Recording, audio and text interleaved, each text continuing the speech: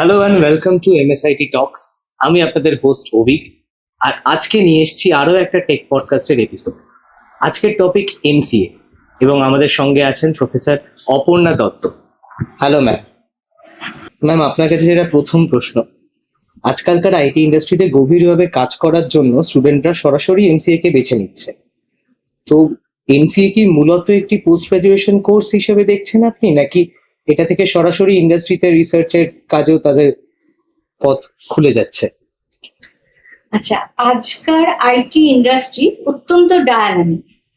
এখানে যে কেবল টেকনিক্যাল নলেজ, টেকনিক্যাল স্কিল লাগছে তা না, তার সঙ্গে real life problem solving, logical thinking, group work, that's mean team work, leadership quality, communication skill, নতুন জানার কৌতূহল, এগুলো সবই থাকতে হবে।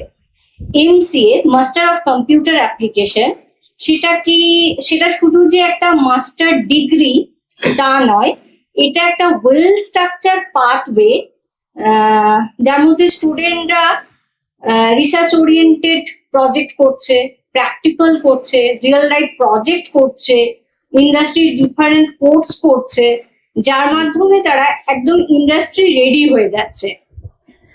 এটা যে এমসিএ কেবল যে একটা মাস্টার ডিগ্রি মানে একাডেমিক সার্টিফিকেট তা নয়, এটাকে আমরা বলতে পারি একটা সেতু বন্ধন between the industry and the academia. Ma'am, এরকম একটা ধারণা প্রচলিত আছে যে মূলত বিসিএ বা সিএসসি থেকে যে স্টুডেন্টরা আসছে গ্রাজুয়েশন করে, তারা এমসিএ পার্সু করতে পারে। এবার আর্টস বা সায়েন্স থেকে যে ব্যাকগ্রাউন্ড থেকে যে স্টুডেন্টরা আসছে, তারাও কি এমসিএ কে বেছে নিতে পারে? এআইসিটি, যেটা আমাদের এমসিএ, এআইসিটি অ্যাপ্রুভ মাকআউট অ্যাফিলিয়েটেড, এটা 2 ইয়ার্স এর একটা কোর্স। এটা এলিজিবিলিটি ক্রাইটেরিয়াই হচ্ছে either BCA or BTech, or এটা BA, BCom, BSc, that's means physics, chemistry, math অনার্সের স্টুডেন্টরাও করতে পারবে, কমার্স, আর্টস ব্যাকগ্রাউন্ডেররাও করতে পারছে, বিএসসি ইন কম্পিউটার সায়েন্সরাও করতে পারছে। তবে তাদের একটা ক্রাইটেরিয়া হচ্ছে 10+2 এ ম্যাথমেটিক্স থাকতে হবে, অথবা গ্র্যাজুয়েশন লেভেলে ম্যাথমেটিক্স থাকতে হবে with 50% marks. That's means science, arts, commerce যে কোনো ডিসিপ্লিন থেকেই আসতে পারছে। তাদের শুধু জানার কৌতূহল, শেখার ইচ্ছা, হার্ডওয়ার্কিং থাকলে যে কোনো ডিসিপ্লিন থেকেই সফল হওয়া পসিবল। বেশ, পরবর্তী যে জিনিসটা জানতে চাইবো যে এমসিএ কোর্সটার মধ্যে স্টুডেন্টরা নতুন যে স্কিল ডেভেলপমেন্ট বা নতুন কি কি শিখছে এই কোর্সটার মাধ্যমে? এবার এমসিএ আমাদের মাকআউট অ্যাফিলিয়েটেড। এবার মাকআউটের যে সাবজেক্ট গুলো রয়েছে, যেমন programming language, C, Python, Java, এগুলো তো রয়েছে। Core subject DBMS, operating system, networking, software engineering, এই কোর সাবজেক্ট গুলো তো রয়েছে। এখন তার সঙ্গে আমাদের machine learning, AI, data science, cyber security, এই সাবজেক্ট গুলো কিন্তু সিলেবাসে রয়েছে। যেমনটা বললেন যে এখন এআই বা cloud computing, data science, cyber cell সব জায়গাতেই প্রচন্ড চাহিদা এই কোর্সটার।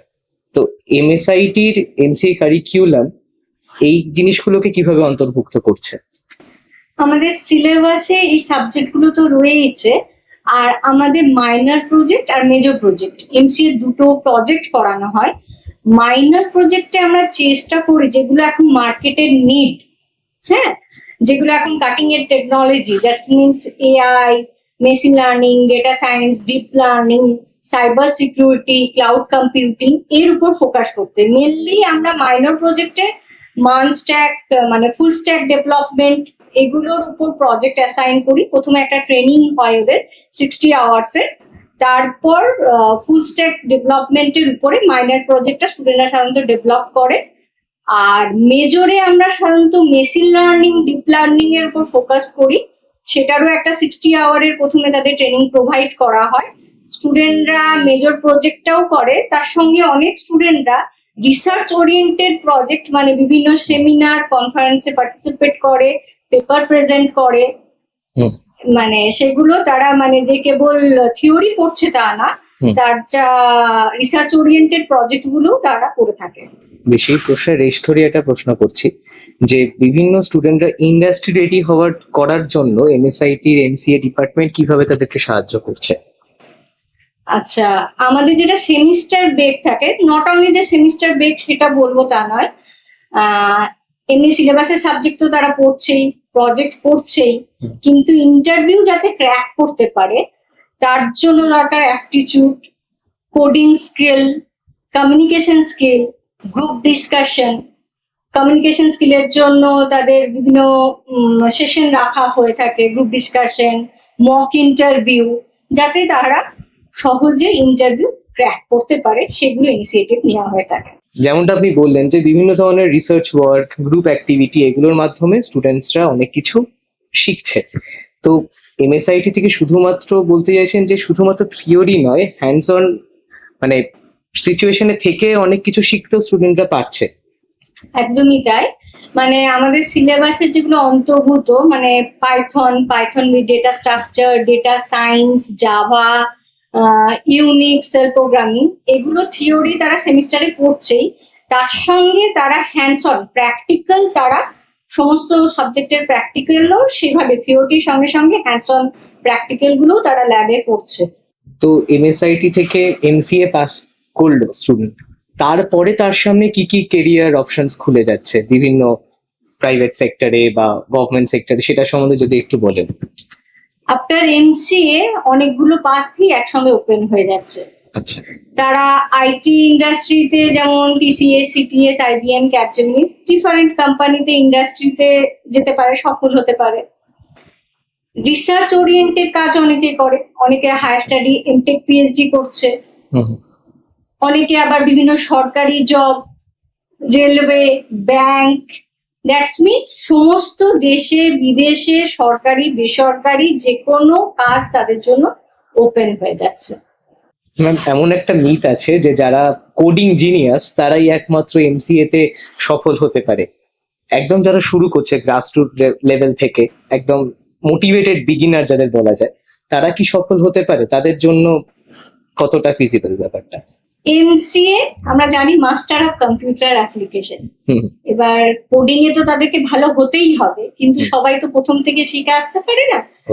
অনেকে ফিজিক্স, কেমিস্ট্রি, ম্যাথ ব্যাকগ্রাউন্ড থেকে আসছে, আর্টস কমার্স থেকে আসছে, কিছু স্টুডেন্ট বিসিএ বা বিএসসি ইন কম্পিউটার সায়েন্স আসছে।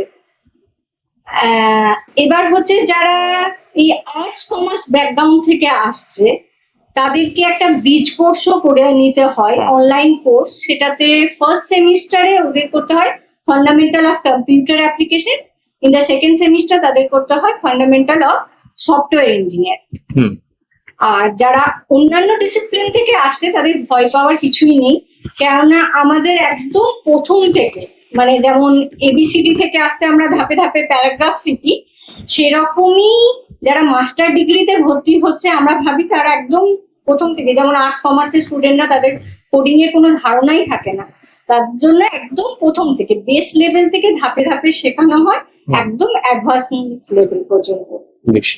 পরবর্তীতে যে হ্যাকাথন বা কোডিং কন্টেস্ট বা অ্যাপ ডেভেলপমেন্ট চ্যালেঞ্জ যা হয়, এরকম ধরনের কম্পিটিশনের এক্সপোজার গুলো স্টুডেন্টরা কিরকম ভাবে পায়? হ্যাঁ, আমাদের এমসিএ স্টুডেন্টরা এই কোডিং কম্পিটিশন, হ্যাকাথন সমস্ততেই পার্টিসিপেট করে। নট অনলি পার্টিসিপেশন, তারা পজিশনও পায়। যেমন এবছর একটি স্টুডেন্ট কোডিং কম্পিটিশনে ফার্স্ট হয়েছে। প্রিভিয়াস ইয়ার্সে হ্যাকাথনে আমাদের এমসিএ ডিপার্টমেন্টের একটা পজিশন পেয়েছিল, third position.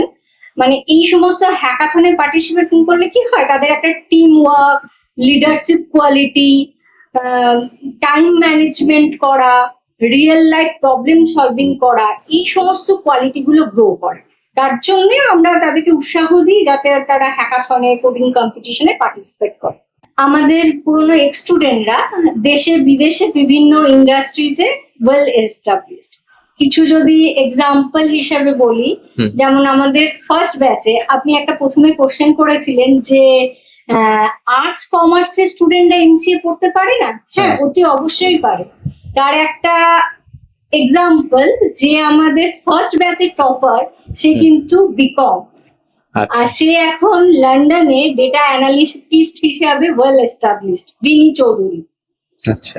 Not only Rini Chowdhury, Chandan Kumar Yadav, এখন সে জার্মানিতে আছে, বার্লিনে।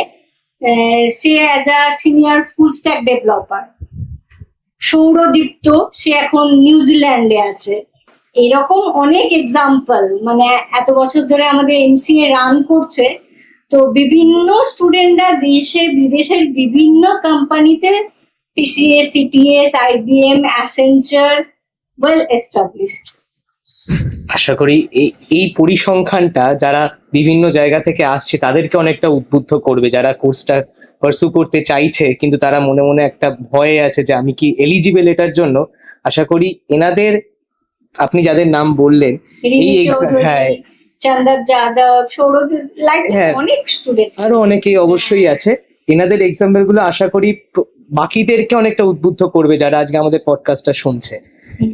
এটা তো গেল কোর্সের কথা। এবার কোর্সের পরবর্তী যেটা ধাপ, যেখানে মানে স্টুডেন্টরা আফটার দ্য কোর্স মাস্টার্স করতে চাইছে, পিএইচডি করতে চাইছে, এমটেক করতে চাইছে, বা বিভিন্ন বিদেশি বিশ্ববিদ্যালয়ে অ্যাপ্লাই করতে চাইছে, সেখানে প্রোফাইল বিল্ডিংটা কিভাবে হচ্ছে? সেখানে কি মানে কলেজের ডিপার্টমেন্টের তরফ থেকে তারা কিভাবে সাহায্য পাচ্ছে বা গাইডেন্স পাচ্ছে, সেটা যদি একটু বলেন। এতক্ষণ যা বললাম যে স্টুডেন্টরা ইন্ডাস্ট্রিতে ওয়েল এস্টাবলিশড, কিন্তু আমাদের ডিপার্টমেন্টের একাডেমিক্স প্রচন্ড স্ট্রং। মানে 2016-এ Soumili Samanta was the double gold medalist in the university.